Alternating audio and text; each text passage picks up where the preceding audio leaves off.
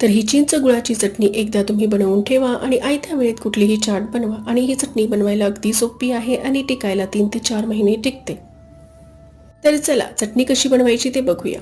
तर चटणी बनवण्यासाठी 1 तासभर भिजवलेली चिंच आता मिक्सरला ग्राइंड करून घेऊ। मिक्सरला ग्राइंड केल्याने आपला वेळ वाचतो, पण आपण हाताने सुद्धा कुस्करून याचा गर काढू शकतो।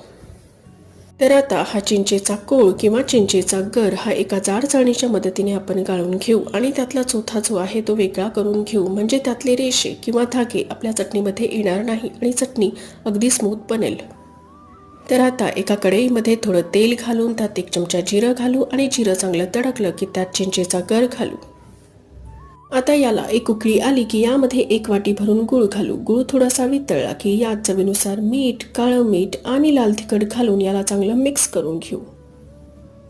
आता यात 1 चमचा हिंग आणि 1 चमचा जिरेपूड घालून चांगलं मिक्स करून घेऊ आणि टेस्ट बॅलन्स करण्यासाठी यात 2 ते 3 चमचे साखर घालू आणि आता चटणी 15 ते 20 मिनिटांसाठी उकळून घेऊ।